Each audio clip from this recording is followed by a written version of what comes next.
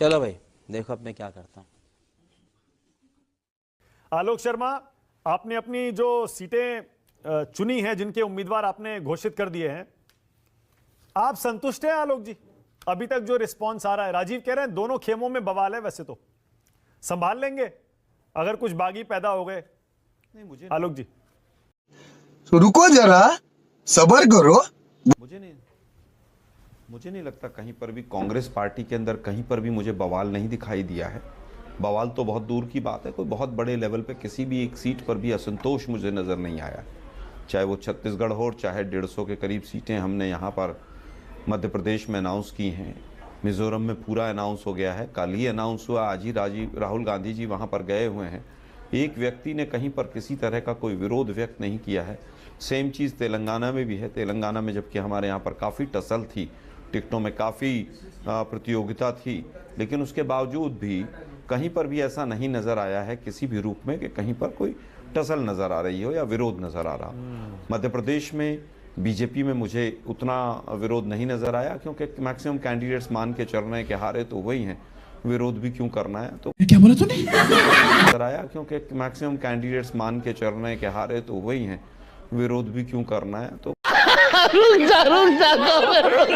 काफ़ी लोग हरवाने पे लग गए हैं वहाँ पर, और तमाम जो सांसद भी गए हैं वो भी जो हैं काफ़ी हद तक हारा हुआ मानकर ही चुनाव लड़ रहे हैं, लेकिन उनको बलि का बकरा बना दिया गया है। ठीक है, वो पटेल साहब भी हैं, तमाम लोग हैं। हाँ, राजस्थान में कहीं ना कहीं इनको उम्मीद थी कि हम जीतने की कोशिश कर रहे हैं या जीतेंगे, तो वहाँ पर पूरा बवाल दिख ही रहा है। तमाम सोशल मीडिया पर देखिए किस तरह से वो झोटवाड़ा में क्या हुआ, आमेर में आज सतीश पूनिया जी के साथ क्या हुआ। 10 सीटों का तो मुझे ही पता है राजस्थान में, जहाँ पर पूरा बवाल बीजेपी में हो रहा है। किशनगढ़ में तो पूरी तरह से जितने लोग थे उन्होंने पूरी तरह से कैंडिडेट ही खड़े कर दिए हैं। इसी तरह से भरतपुर की एक नगर तहसील है, नगर सीट है, वहाँ पर इनकी पूर्व विधायिका थी, उन्होंने पूरी तरह से ताल ठोक दी है। तो बीजेपी में काफ़ी हद तक असंतोष नज़र आ रहा है। फिर भी मैं कहूँगा कि कांग्रेस में इस बार टिकट डिस्ट्रीब्यूशन बहुत संयम के साथ किया है, टिकट डिस्ट्रीब्यूशन में बहुत स्क्रूटनी की है, और कहीं पर भी उसका किसी एंगल से कोई विरोध या कोई नुकसान हमें ये बड़ी अच्छी बात कही आप। समाजवादी पार्टी और आम आदमी पार्टी से कैसे निपटेंगे? जो चुनाव है वो जनता जो आपके साथी आप ही के खिलाफ मैदान में उतर रहे हैं, वैसे आपके हमें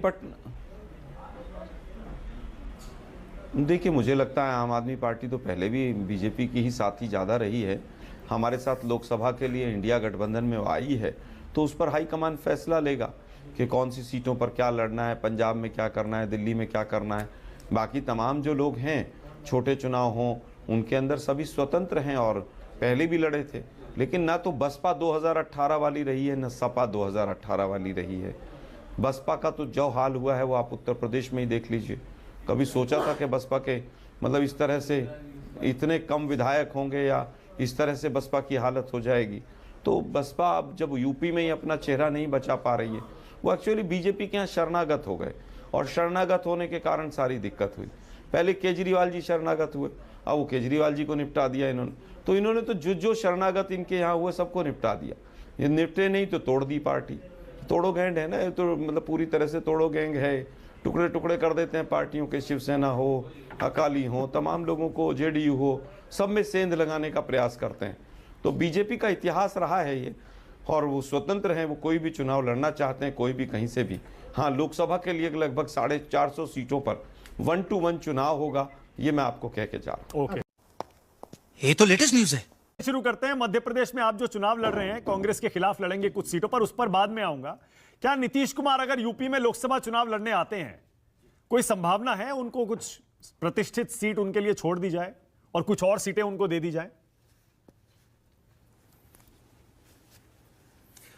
देखिए मानक जी, मैंने विनोद अग्निहोत्री जी को सुना, राजीव जी को सुना, और दोनों लोगों की अपनी अपनी समीक्षा है, और दोनों लोगों ने एक बात को कॉमन स्वीकार किया कि माननीय अखिलेश यादव जी जब गठबंधन करते हैं या भारतीय जनता पार्टी को हराने के लिए, दोनों स्थिति में बड़ा मन करते हैं।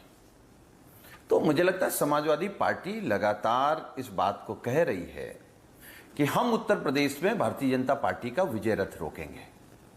स्वाभाविक है, पुरानी कहावत है कि दिल्ली का रास्ता उत्तर प्रदेश से होकर के जाता है, दिल्ली की सरकार बनाने के लिए माननीय प्रधानमंत्री जी गुजरात से आ गए। उत्तर प्रदेश ने स्वीकार किया, स्वागत किया और प्यार भी दिया, बड़ी उम्मीद के साथ प्यार दिया। लेकिन 10 साल में ठगा गया। वो किसान हो, बेरोजगार नौजवान हो, पिछड़ा, दलित, मुसलमान हो या महिलाएं हो, जिसको जिसको भी सपने दिखाए गए, जिसको जिसको भी गुजरात मॉडल बताया गया, सबका सब फेक निकला। गंगा मैया ने जिसे बुलाया वो फेक निकला, क्योटो जो बना रहे थे वो फेक निकला, बुलेट ट्रेन रुपए डॉलर के बराबर, किसान की आय दोगुनी, 2 करोड़ रोजगार, सब कुछ बेकार निकला। You are right bro. तो स्वाभाविक है कि उत्तर प्रदेश ही नए संकल्प के साथ अब दिल्ली में नई सरकार बनाएगा। तो डर सबको लगना चाहिए। और उत्तर प्रदेश में मानक जी समाजवादी पार्टी पीडीए के फार्मूले पर चल रही है। ये नया है, आप पिछड़ा, दलित, अल्पसंख्यक, उस पर हम लोग काम कर रहे हैं। कुर्मी समाज को जो जोड़ने की बात अग्निहोत्री जी ने कही है, तो उस पर हम लोग लगातार काम कर रहे हैं, हर समाज को जोड़ने का काम। तो जो भारतीय जनता पार्टी है वो हमारे पीडीए से भी डरी है और इंडिया गठबंधन से भी डरी है। और हम आपके कार्यक्रम में कई बार हमने कहा कि अब की भारतीय जनता पार्टी उत्तर प्रदेश से ही रुकेगी, और अगर उत्तर प्रदेश से रुकेगी तो स्वाभाविक सी बात है उसकी सबसे बड़ी जिम्मेदारी माननीय अखिलेश यादव जी की है, समाजवादी पार्टी। लेकिन अगर नीतीश कुमार को यूपी में आने देंगे या लाएंगे सवाल सुनील साजन, तो संदेश तो ये जाएगा कि इसका मतलब अकेले नहीं हरा सकते थे यूपी में आप योगी मोदी की जोड़ी को, इसीलिए आपको नीतीश कुमार की जरूरत पड़ी। I'm not interested यार। नहीं,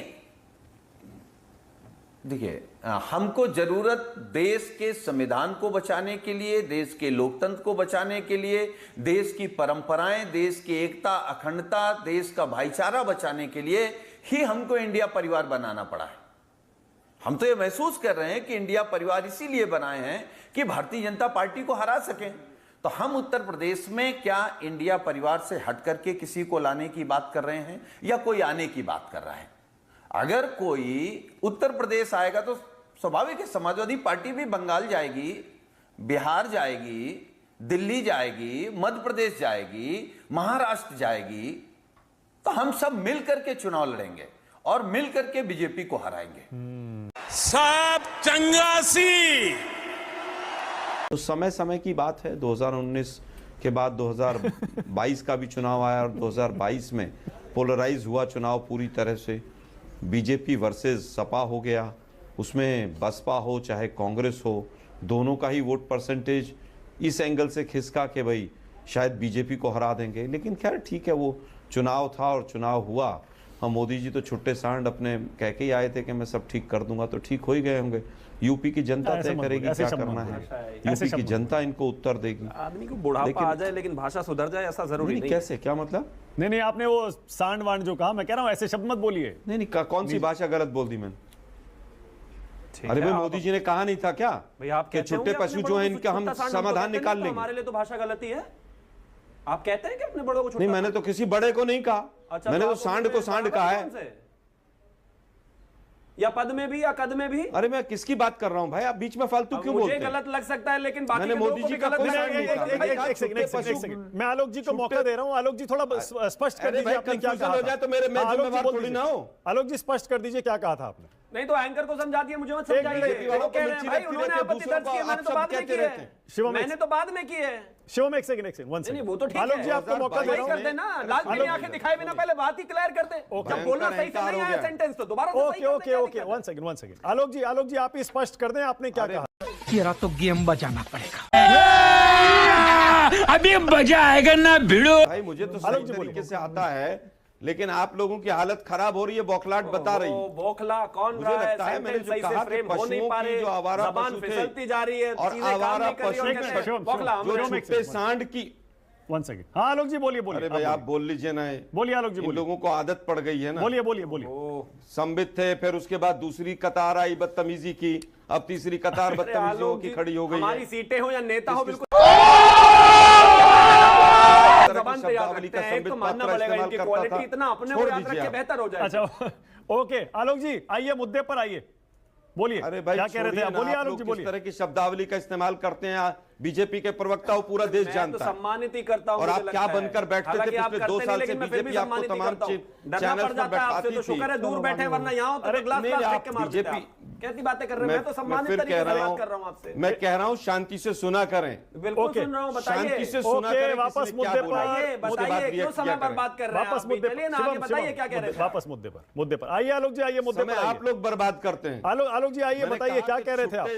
आइए। उत्तर प्रदेश में मोदी जी जो बताकर आए थे ना कि छुट्टे सांडों का समाधान कर लिया है, वो शायद हो ही गया होगा, तो अब जनता तय करेगी। और उन्हीं की स्टेटमेंट है कि 15 दिन में मैंने सब देख लिया, समाधान कर लिया उनका। मैंने ये बोला था, लेकिन समझ ना आए तो क्या कर सकते हैं। पशुओं का भी हो गया, वो सब समाधान ओके, हो सही नहीं कर पाया। सुनील साजन उंगली उठा रहे थे, कुछ बोलना चाह रहे थे। सुनील बोलिए। पशुओं के बारे में अरे भाई दूसरे की समझ का मैंने ठेका देखिए, नहीं माना लिया ही है। तो 3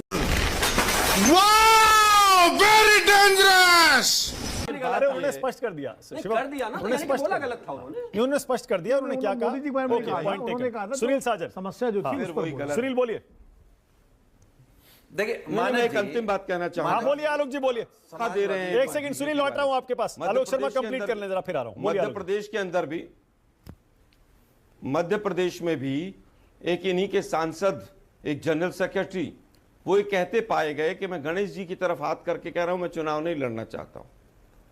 दूसरे एक और केंद्र के मंत्री, वो भी यही कहते पाए गए। मुझे लगता है कि पूरी तरह से इनको पता है जनता को कैसे धोखा देना है। आई वॉश है केवल ये, इसको हटाओ, उसको बैठाओ, उसको बैठाओ, उसको बैठाओ। मतलब वो सांसद मंत्री जो है अपना क्षेत्र छोड़े, लोकसभा का, विधानसभा का चुनाव लड़े, मंत्रालय जाए भाड़ में। मणिपुर में भी पूरा मंत्रालय बैठा हुआ था, अब एक भी नहीं जाता है इनमें से। केवल आई वॉश करते हैं ये लोग। और इस बार 5-0 होगा, बीजेपी एक भी राज्य में नहीं जीतेगी, और उसके बाद इनकी उल्टी गिनती शुरू हो जाएगी। ओके, अरे हम तो फकीर आदमी हैं, झोला लेके चल पड़ेंगे जी। मुझे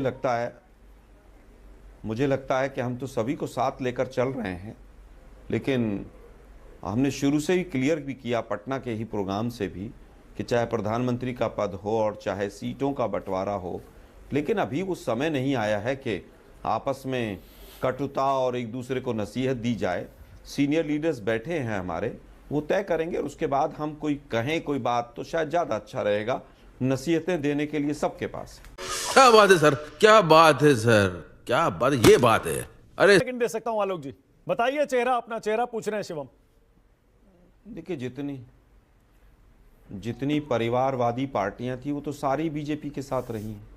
शिवसेना से लेकर अकाली से लेकर 30-30, 35-35 साल तक। आज जेडीयू इनको इतनी नागवारा, 18 साल उनके साथ मिलकर सरकार चलाई इन्होंने। ये तो पीडीपी को गाली देते थे, पीडीपी के साथ भी सरकार चलाई, बसपा के साथ भी सरकार चलाई। खैर, बीजेपी का तो धर्म ही रहा है कि कहो कुछ और करो कुछ। वो 2014 के बाद पूरा देश देख रहा है कि भुखमरी के इंडेक्स में जिस प्रधानमंत्री ने देश को नीचे पहुंचा दिया हो, महंगाई और बेरोजगारी चरम पर हो, केवल अपने मित्रों की पूरी तरह से मेरे पास टाइम चिंता हो। खत्म हो अगर हम करें तो करें क्या, बोले तो बोले क्या।